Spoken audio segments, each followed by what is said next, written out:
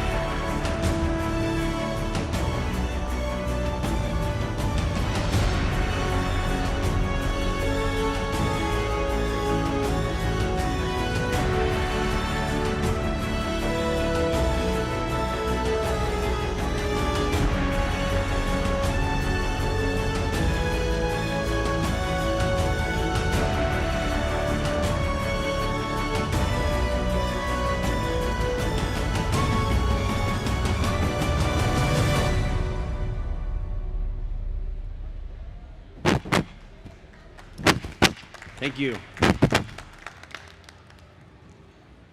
All right, so let's get started here. I started doing mountaineering and hiking at an early age. My dad helped me. He raised me in the woods, basically. I did a lot of training, avalanche rescue, crevasse rescue training. I've climbed a lot of mountains. So this is in Denali, one of my favorite challenges of my life. We went to 20,000 feet in Alaska. And this guy was suffering a little bit of hypothermia, so we had to get him to a tent real quick and get him some hot chocolate. I led a team up on Denali in Alaska, so we went up pretty far, and even the Navy SEALs turned around. It was a pretty tough climb. This is on the summit of Denali in Alaska at 20,320 feet. So this is what I do. It's very dangerous, but in this is 2007. I was carrying a cheap Nikon camera. It was a Nikon D80. It was really cool at the time, with a Nikon 18 to 200 lens the whole trip for 3 weeks, and it survived and functioned under minus 30 Fahrenheit temperatures. Nikon is reliable, so that's why I use it. Then I started doing weddings. Cute, aww, smiley, candid moments, people smiling. I love shots like this where the father walks in the room and he's seeing his daughter for the first time in her wedding dress, and he's starting to cry, and she's crying, and it's a great moment, and this is what I do a lot. I shoot about 40 weddings a year, and so I love doing this stuff. Moments like this, real expressions, real moments where there's sunlight coming in, and you don't know this, but this is in San Francisco. It's just a beautiful sunlight shot. Then I combined weddings with my passion, which is adventure wedding photography, something completely brand new. This is why you're here at CES, to see the newest stuff. This is the newest stuff, all right? So what's the definition of adventure? Taking a chance. I think all of us would do well if we just take little chances in our life to achieve things that are maybe tough for us to do. Exciting. And it doesn't mean fun, it means it gets your heart moving. Like watching Star Wars and seeing the credits roll up, you're like, dun, dun, dun, dun, dun. You're like, oh, this is gonna be great, right? So it's that excitement you feel. Unusual experience, which we have lots of those, and then uncertain outcome. So I have something I work by in my wedding photography. I have a little engine that pushes me and pulls me to do what I do. So adventure has a circle here. This is the adventure experience. First is adventure, and there's different levels of adventure. There's the extreme Mount Everest adventure, obviously. It's a little tough to do. And then there's backyard adventures, climbing trees and doing fun stuff, and there's a lot of that in between. So adventure can have different layers and different levels. And then from that, you get experiences. And if you're in any business, whatever business you're in, you want your clients to have a great experience, an emotional, great experience, right? So from that adventure, you get an experience that's amazing, or it could be traumatic, it could be fearful, but you have something that you remember, because then you start telling stories, right? And that becomes part of your memory and a part of your history in your life. And then the last one is transformation. It changes you. It's the whole circle. You do adventure to an experience, to the story, and to transformation. And you do it over and over again. And I'm gonna cement this in by showing pictures of what we've done. This is in Yosemite, a big cliff, and I had the groom up there, and he was freaking out. He was a little afraid. So I had a radio, and we were talking him through it, like, how far do I go, you know? And basically, I said, how far can you go? He said, this is good. I said, okay, that's fine. But you don't need to be at the cliff to get these cliff shots. You should have enough room that if you fell or tripped, that you still fall on the rocks. So that's what I do with all my clients. Safety is my utmost importance. This is Half Dome in Alaska, in Yosemite. This is a 16-mile round-trip hike. Took this couple up there and got some photographs. This is Hawaii, midnight. The bride's tired. I'm tired. I want to go to sleep, but I see this epic image with the stars. I want to shoot it. So we shoot it, take 6 shots. It was an adventure. We did it. It was fun. And then we see wildlife. And we had a makeup artist with us, and she, as soon as we saw the bear, she took off. She ran off. I'm like, we have to shoot with a bear in the shot. So the bride and groom were running, I was running, the bear's running too, away from us. And we go in the bushes and the bear runs off. I get 1 shot off. I'm like, this works. Pretty fun. Last year, I had a bride and groom hugging and kissing. And he picked her up and put her back down, and she fell through a hole to her ankle, and a hornet's nest came out under her wedding dress and stung her like crazy. And the groom too was getting stung. I didn't get stung. I was out of there. I didn't get any pictures because you heard the hornet's nest come out, and they're chasing us. The bride was stung 20 times.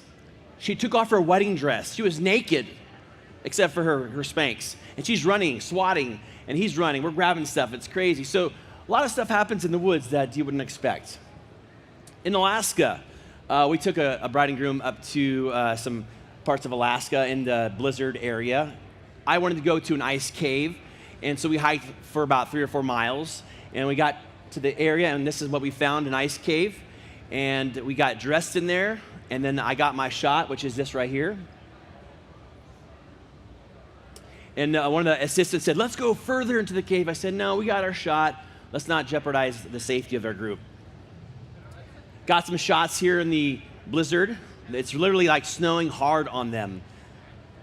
And then I have a shot here of the open area. I use my Nikon lenses, 35 millimeter, 50 and 85 are my favorites, but I also bring a 70 to 200 lens for my close-up shots because I want to compress the backdrop so the back mountains seem bigger. This is a 35 millimeter lens right here, Nikon, to make it open and huge, right? And then you go to this shot, and this is actually a 70 to 200 lens on a Nikon D750. Then I have a doubler on it, so actually it makes it 140 to 400. So it compresses the background even closer. So if you go backwards, here's the backdrop with the 35, and then 70 to 200 with a doubler on it makes this, compresses the backdrop, makes it really close. And that's why you should have a 70 to 200. And then at the end, The experience here, right? The experience is this. She was so moved by the adventure that on her wedding day, when I photographed it, she brought him and made him and designed for him a book on adventure. And they were crying, and her eyes are glossy here. This is what I live for, when clients are happy with their adventure.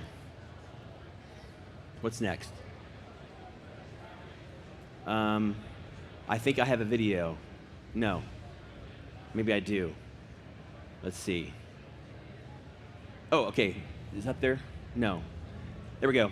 So adventure is more about the experience than the destination. I'm going to show a video here pretty soon. Is it popping up?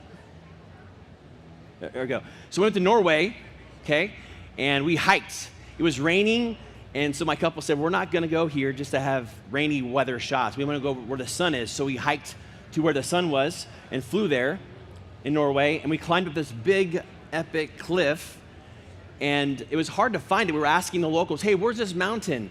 I said, oh, you just keep going that way another hour, and we searched. We hiked up this mountain, and we couldn't find where this rock was where I wanted to shoot. We finally found it on the other side, so we ran across rocks and patches of grass that you fell through.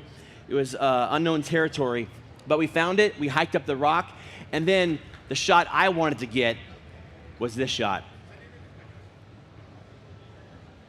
It's a little contrasting on the TV screen, but they're on a cliff there as well in Norway.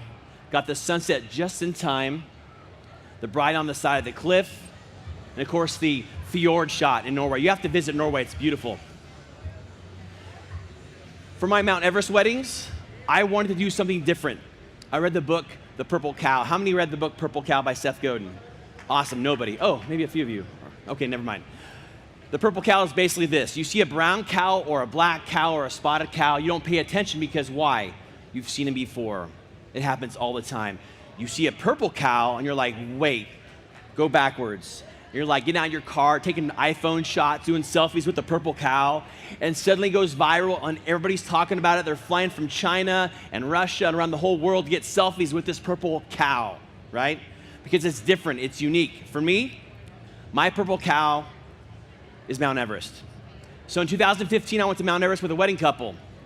We climbed up, and on our way up, this is 2015, a 7.8 earthquake hit while we were on the mountain, rocking the whole villages where people were getting avalanched at the top, people dying below us. 6 of our yak died off the cliff.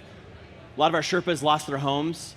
Very traumatic. So I went to a village of the Sherpa, and this is the father of the village. He says, come. He saw a camera on my neck. And so with my 24 to 120 lens, I walked around for 1 hour taking pictures of each of these broken homes that were all crushed. And all he could say, he'd point to a house, he would say, all gone. That's all he could say, is all gone. So I was broken. And I think he knew that if I go back to America and I can help support and raise funds to do that. So we raised $90,000 to rebuild these homes. $90,000, it cost $5,000 to rebuild one home. The bride and groom, we were stuck for 4 or 5 days on the mountain. Couldn't get down yet. We couldn't go to base camp. So my couple said, we're not going to get married. It's just too traumatic. And I said, that's okay, I understand. And then later we had a discussion about let's turn something broken into something beautiful. It doesn't all have to be traumatic and bad. They said, you know what, you're right. So they decided to get married. It wasn't at base camp, but it was on the mountain. They got married in a temple up there, halfway down. Walked down, and probably one of the most emotional pictures that I love is this one right here, because everybody, these faces right here, the first smiles and laughter and tears, this was a wake up, like, wow, this is beautiful, because the whole time we're in panic mode, we're sleeping with our boots on because we're afraid of another earthquake, there's death everywhere, and this is an emotional moment, and this is what I love to capture, real emotional moments. And then this shot, overcoming difficulties, a representation of what they overcame. So everybody was saying, Charleton, you're probably not going to go back to Mount Everest because it was very traumatic. And I say, actually, I am going back. I haven't got to base camp yet, and I want to do a wedding at base camp with a couple who is wearing a wedding dress, which I've never seen before. So I prayed, I said, God, please provide a couple, because it's hard to find a couple to get married at base camp. So 2 months later, a couple called and said, hey, Charleton, we saw your pictures on Instagram. We want you to do our adventure wedding. I said, where? They said, I don't know, someplace tropical. I said, how about Mount Everest?